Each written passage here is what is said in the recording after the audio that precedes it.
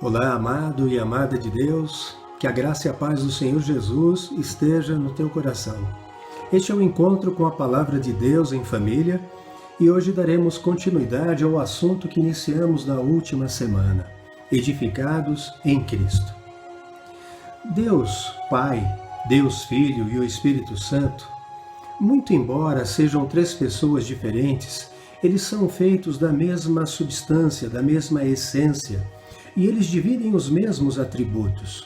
São eternos, ou seja, eles não têm início de dias e nem final de dias. Vivem de eternidade a eternidade. Eles são oniscientes. Eles sabem todas as coisas. Eles conhecem tudo.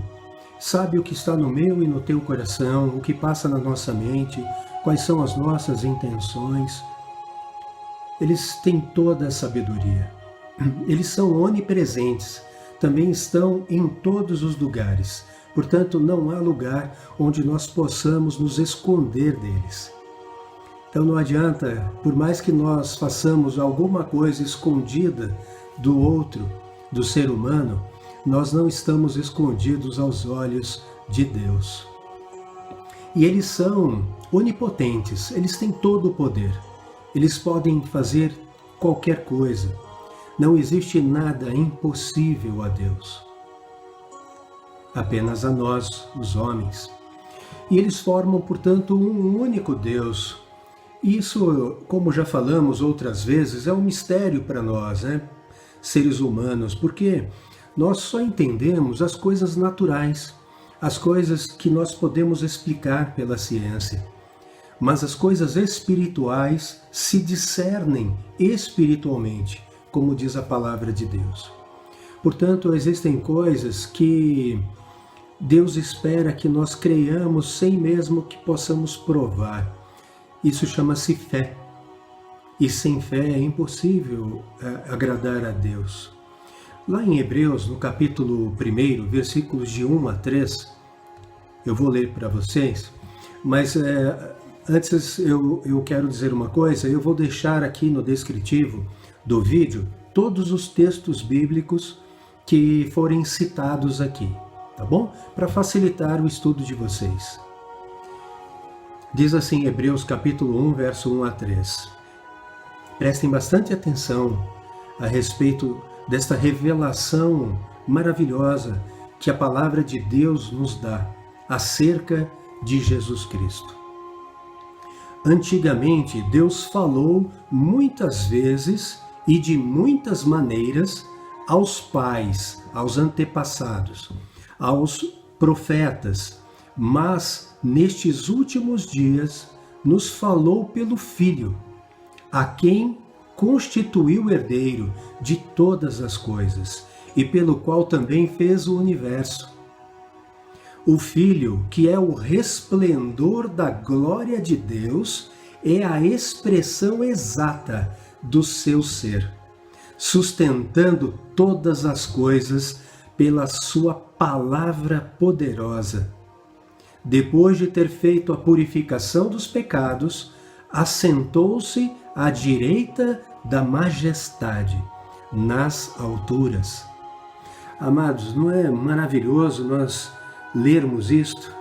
Jesus é a expressão exata de Deus, porque Ele é o próprio Deus encarnado. Então, o Pai, o Filho e o Espírito Santo, mesmo sendo um único Deus, eles formam três pessoas, eles são três pessoas diferentes, porque cada uma tem um papel bem definido na nossa redenção, na nossa salvação, na obra de Deus Pai. Então, é fato que desde a queda do homem, lá em Gênesis, no capítulo 3, Deus preparou um plano redentor. Então, neste plano, Ele mesmo, na pessoa de Jesus Cristo, Ele viria fazer o que para nós era impossível. Veio viver uma vida santa, viver uma vida sem pecados, porque ao ser humano isto é impossível. E conforme está na carta de Tiago, basta escorregarmos em uma vírgula da lei de Deus e já seríamos culpados por toda ela. Portanto, ao homem seria impossível a salvação. Então, aquilo que era impossível a nós, Deus veio fazer em nosso lugar. E veio mais do que isso, né? Ele veio também pagar pelos nossos pecados. Porque a palavra de Deus diz que o salário do pecado é a morte, é a condenação. E se toda a humanidade pecou, conforme diz a Bíblia Sagrada, as Escrituras, e ela é a palavra de Deus, todos nós estaríamos condenados à morte. E Deus vem então em Jesus Cristo justamente para pagar por eles. E sofre então a nossa condenação.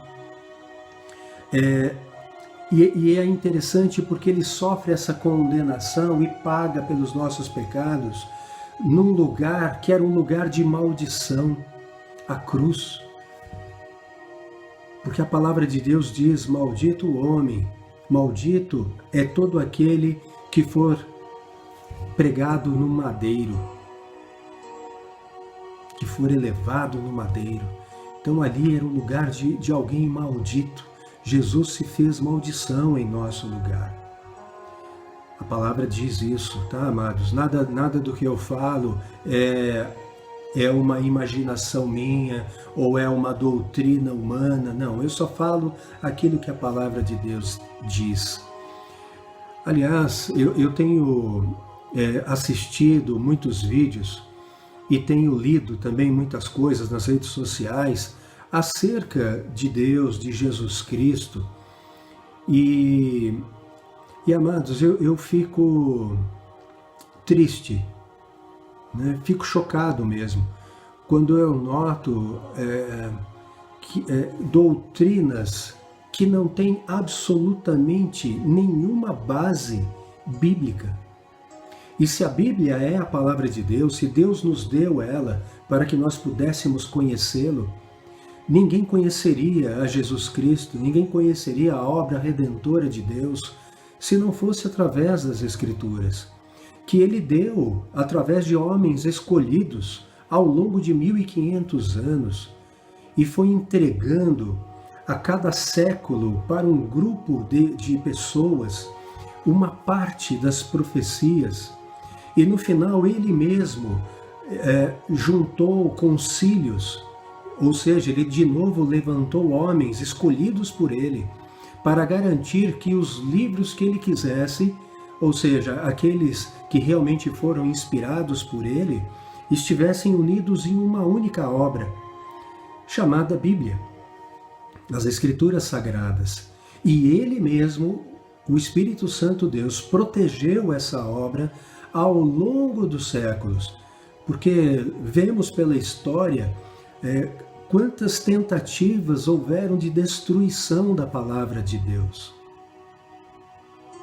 Então a gente vê, amados, que Deus é onipotente, Ele tem todo o poder e Ele garantiu que essa palavra chegasse até nós hoje. E aí eu estou falando isso porque para justificar um pouco as fantasias que se criam, né, essas mentiras, essas histórias, né, que a Bíblia chama até de fábulas, engenhosamente inventadas para desviar, né, os seus filhos, né, da verdade. Então, amados, a fonte original, a fonte base, a nossa Constituição Federal do Reino de Deus é a Bíblia Sagrada.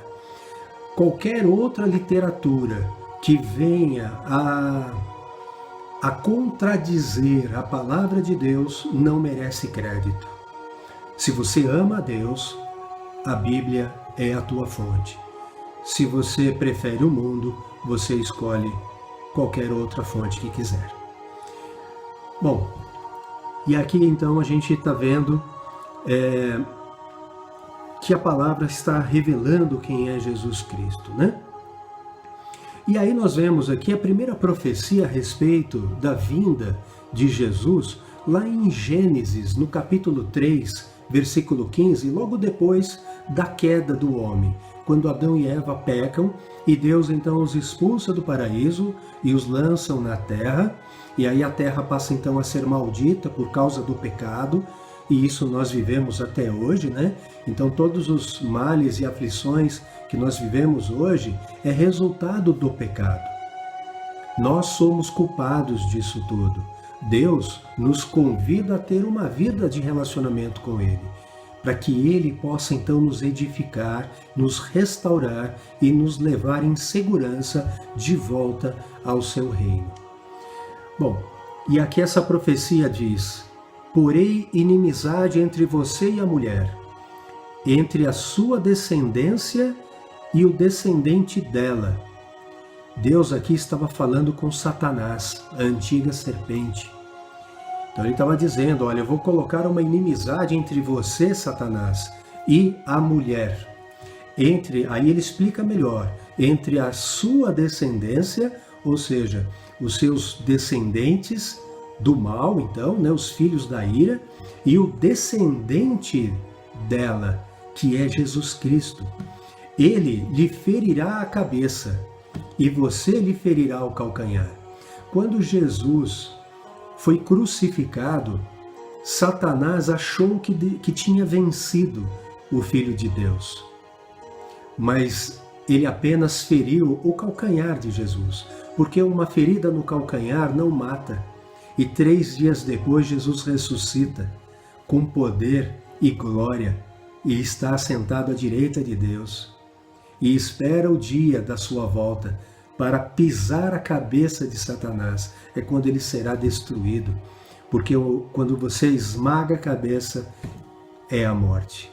E aí nós já veremos, né, quando estudarmos o Apocalipse, que a morte dele está reservada ao lago de fogo, juntamente com todos os seus e todos os inimigos de Deus. E Deus, que não é homem para mentir ou se arrepender de suas promessas, enviou no devido tempo o seu amado Filho, Jesus Cristo, que cumpriu completamente a obra que Deus confiou a ele. Tanto que quando ele está para expirar na cruz, ele diz: tudo está consumado. Pai, está completa a tua obra. Então ele expira, ele morre. E 3 dias depois ele ressuscita. Aleluia. E por que Deus veio ao mundo, amados, em Cristo Jesus? Então vamos pensar um pouco primeiro a respeito disso. Primeiro, veio para falar face a face conosco e nos chamar ao arrependimento. Vemos em Mateus capítulo 4, versículo 17, diz assim: daí em diante, porque um versículo antes, Jesus fica sabendo que João Batista havia sido preso. João Batista foi o seu precursor. Ele foi o último profeta a anunciar a vinda de Jesus Cristo. E agora, então, João Batista estava preso por causa de Herodes e a ponto de ser martirizado, degolado. Então Jesus, ao saber da prisão de João Batista, ele mesmo começa a ecoar a mesma pregação que o seu precursor trouxe. Daí em diante, Jesus começou a pregar e dizer: arrependam-se, porque está próximo o reino dos céus. Amados, Deus veio ao mundo para nos chamar ao arrependimento. Deus estava lá de cima olhando a humanidade se perdendo no pecado, se desviando dos seus mandamentos, e Ele mesmo vem. E a primeira pregação dele foi essa: arrependam-se. Arrepender significa reconhecer o erro, se quebrantar de coração, arrependimento sincero que produz frutos dignos de quem se arrependeu, que é a conversão a Deus. Eu estava no caminho do mundo, agora eu passo então, arrependido, a andar no caminho de Deus. Arrependam-se, porque o reino dos céus está próximo. Nós oramos, Jesus nos ensinou a orar ao Pai, nos deixou um modelo de oração. E neste modelo ele diz, ao Pai, ele diz assim: Pai nosso que estais no céu, santo é o teu nome, venha o teu reino. Por que venha o teu reino? Assim na terra, venha o teu reino. Seja feita a tua vontade, assim na terra como no céu. O reino de Deus em nós significa obediência, porque o servo obedece ao seu rei. O súdito obedece ao rei.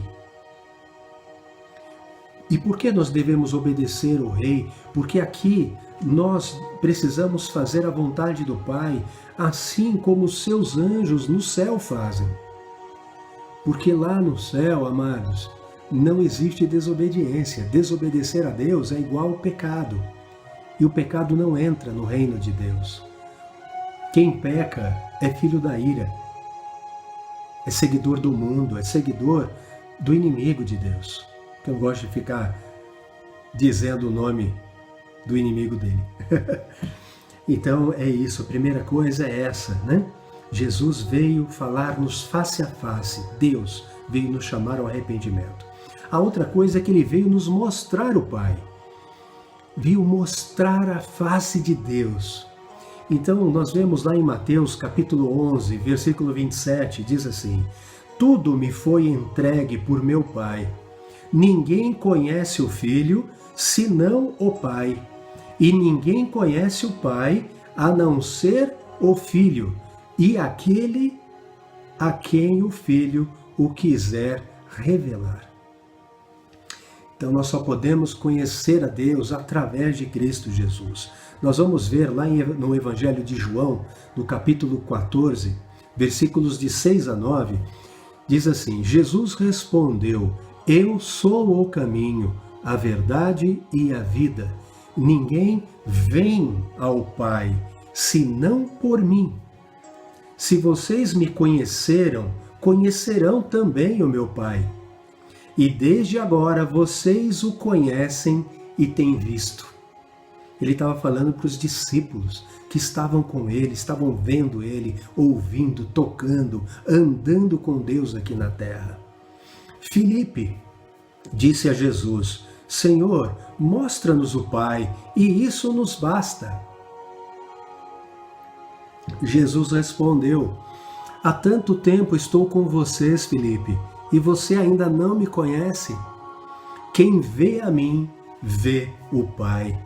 Como é que você diz, mostra-nos o Pai? Amados, Jesus veio nos mostrar o Pai, porque Ele, o Pai e o Espírito Santo formam um Deus eterno, onipresente, onisciente, onipotente, eterno. Conforme lá vimos em Hebreus até, no capítulo 1, verso 3, o Filho é o resplendor da glória de Deus e a expressão exata do seu ser. Jesus é a expressão exata do Pai. Ele veio também validar e explicar com maior profundidade os mandamentos do Pai e a vontade de Deus. Lá em Mateus capítulo 5, lá no Sermão da Montanha, versos de 17 a 48, eu não vou ler todos, amados, mas vocês, por favor, leiam em casa. Vocês vão ver que Jesus primeiro, ele disse: eu não vim mudar a lei, eu vim cumpri-la. O que significa isso? Eu vim cumprir a lei para ser santo, para fazer aquilo que você não pode fazer. Eu vim fazer, eu vim cumprir a lei do meu Pai. Então isso já nos dá clareza de que Êxodo capítulo 20, versos de 3 a 17, formam ali a lei de Deus, os mandamentos de Deus que não podiam ser revogados, porque Jesus não veio mudá-la e veio cumpri-la. E ele faz muito mais nesse trecho que eu acabei de citar, Mateus 5, 17 a 48, ele vai dar um entendimento mais profundo. Ele vai dizer que a lei de Deus não é só uma questão de comportamento, é uma questão de coração. Nós precisamos mudar internamente, amados, porque o que nós somos por dentro é que produz o nosso comportamento externo. senão nós seremos hipócritas e apenas cuidaremos de um comportamento que seja ético na presença das pessoas, mas longe delas, nós faremos completamente diferente. Mas quando nós mudamos o nosso coração, não. Então, só para citar um exemplo, Jesus disse, vistes o que foi dito, né, no passado, né, na lei, não matarás. Eu, porém, vos digo, aquele que se irá contra o seu irmão, já o matou no coração. Ouvistes o que foi dito, não adulterarás. Eu, porém, vos digo, aquele que desejar no coração algo impuro com a outra pessoa, já adulterou com ela. Amados, então Jesus estava começando a trabalhar ali o coração das pessoas. É isso que importa para Deus. E aquele que é onisciente, que sabe todas as coisas, sonda a nossa mente e o nosso coração. O salmista, que tinha um coração segundo o coração de Deus, disse assim, Senhor, sonda a minha mente e o meu coração, vê se há em mim algum caminho mau e guia-me pelos caminhos eternos, pelo caminho da justiça. Esse tem que ser o nosso maior desejo. De tudo que nós pedirmos a Deus, que nós peçamos a Ele, Pai, me ajuda a ter uma vida que te honre, uma vida que te agrade. Amados, Jesus veio para viver uma vida justa sem pecado, vencendo todas as tentações, muito embora estando na carne, estando encarnado, né? Então na forma humana, ele sentiu tudo aquilo que nós sentimos. Ele sentiu dor, medo, tristeza, angústia, tudo isso está relatado nos evangelhos. E era importante que ele se identificasse conosco, para saber, né, o porquê das nossas dificuldades.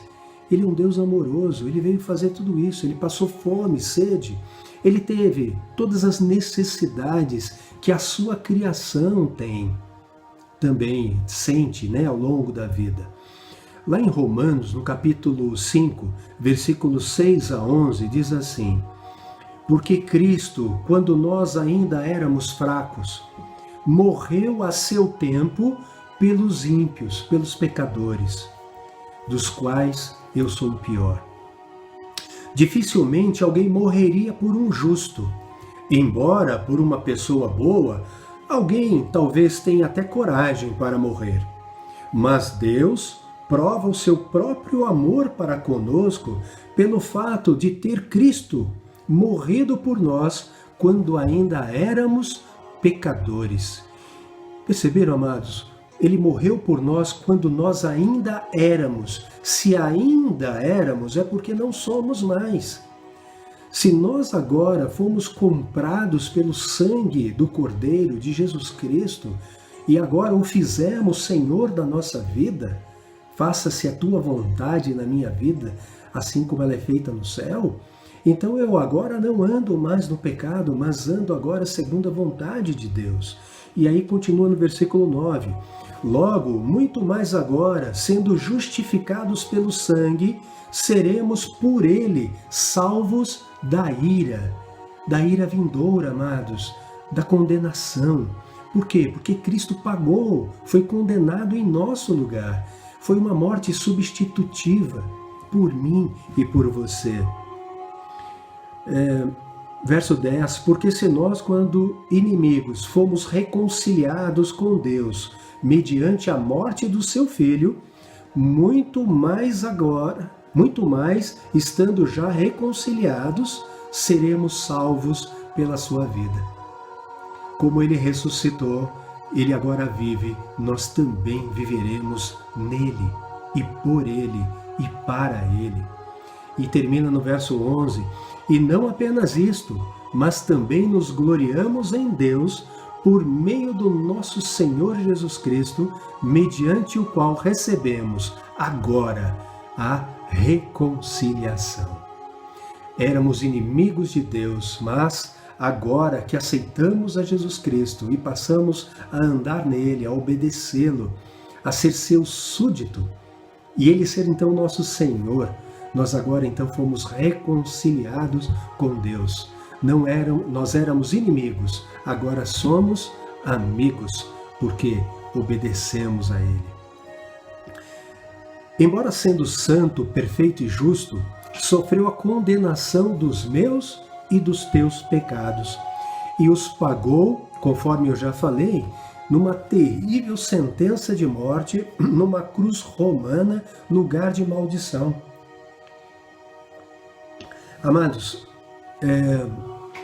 por conta de muitas histórias e crenças e dogmas, talvez alguém até tenha se chocado quando eu disse que a cruz é lugar de maldição, mas eu vou convidar vocês para lerem comigo Gálatas capítulo 3, versículo 13, que diz assim: Cristo nos resgatou da maldição da lei, fazendo-se Ele próprio maldição em nosso lugar, porque está escrito: maldito todo aquele que for pendurado em madeiro. Amados, então a cruz é um lugar de maldição onde Cristo pagou pelos nossos pecados. Ele nos resgatou da maldição da lei. Por quê? Porque a lei, ela mostrava, se vocês lerem Êxodo 20, do versículo 3 ao 17, vocês vão ver, amados, à luz de Mateus capítulo 5, dando aquele entendimento de que basta nós termos no coração algum desejo impuro, nós já teríamos pecado. Vocês vão ver ali que vocês já desobedeceram a Deus. Então já estariam condenados. Portanto, a maldição da lei. A maldição da lei porque a lei nos condenava.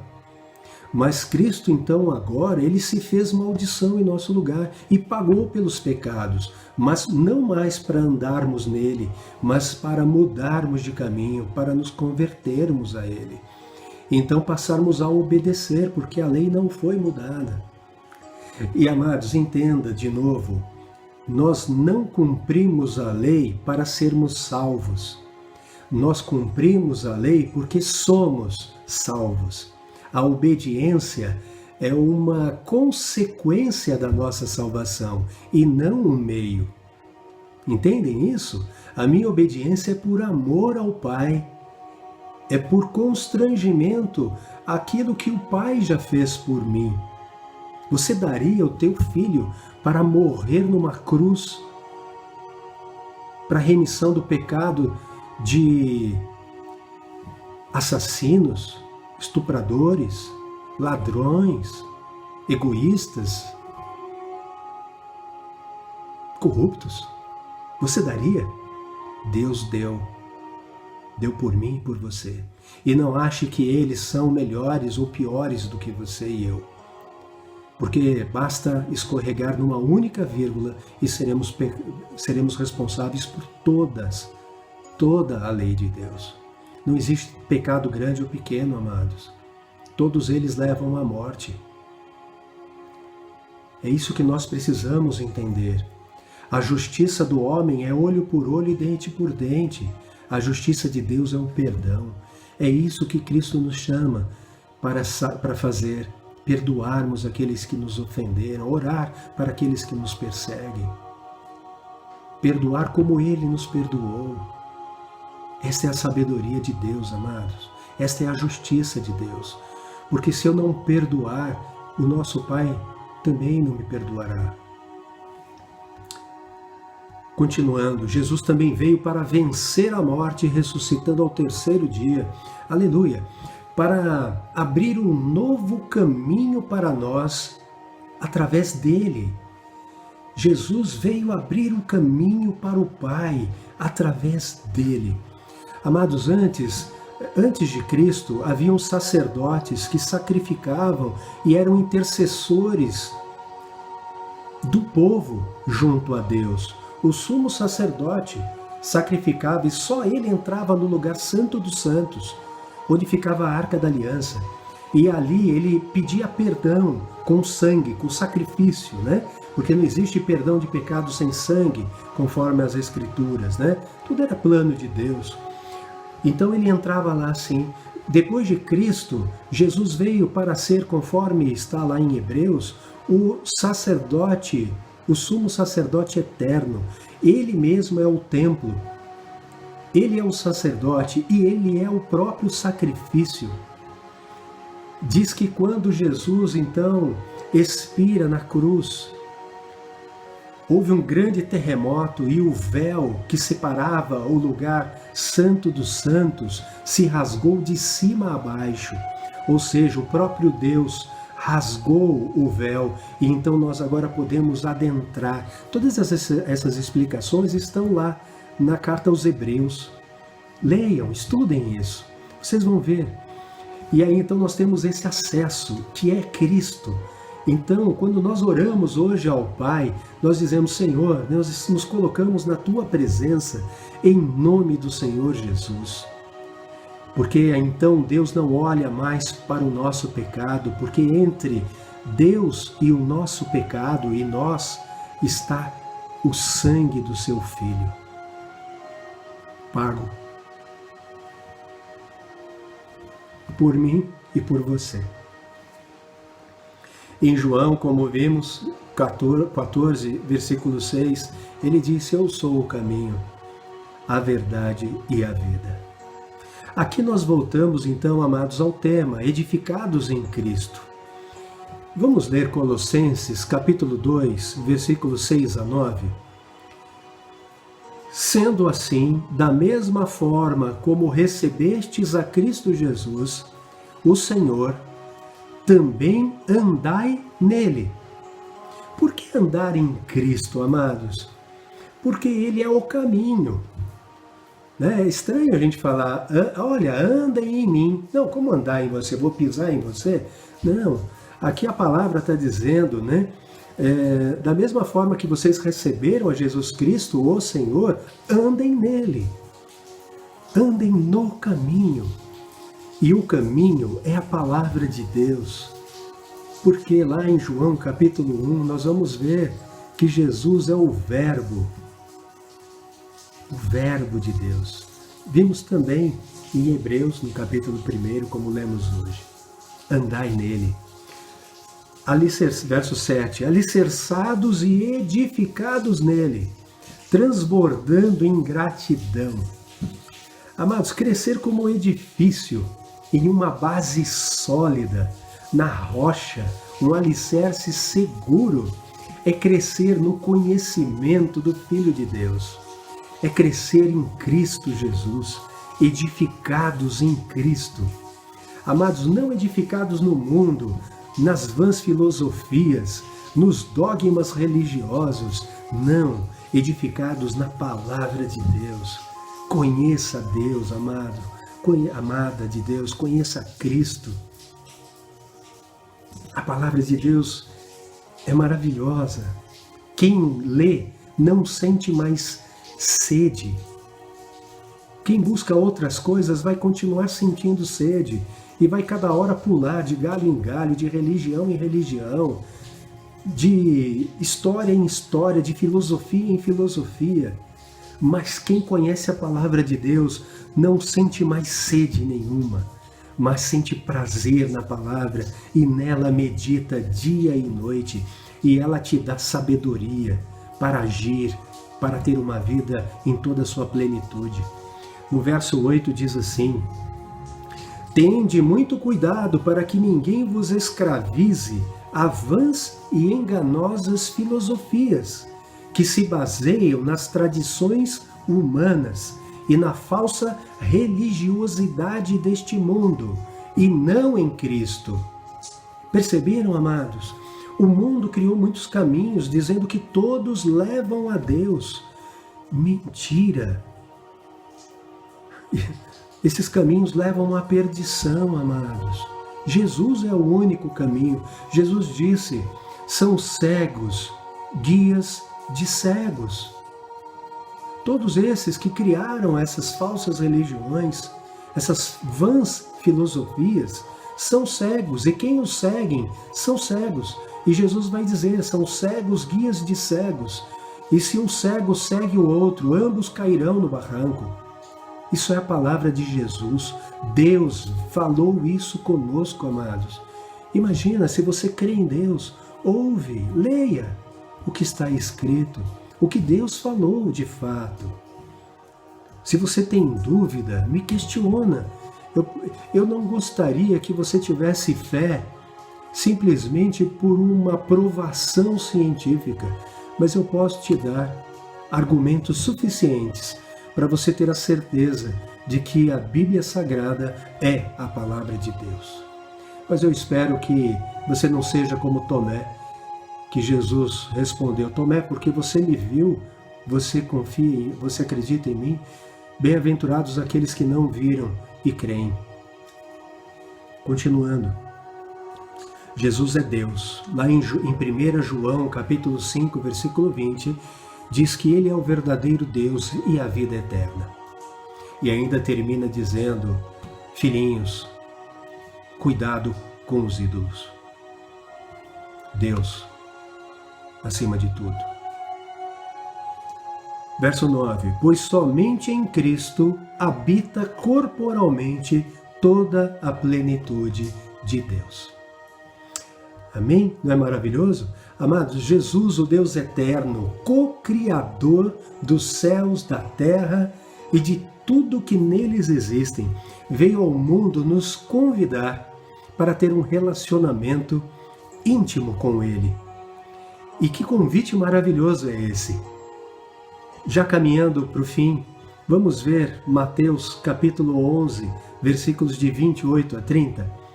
Diz assim: venham a mim todos vocês que estão cansados e sobrecarregados, e eu os aliviarei.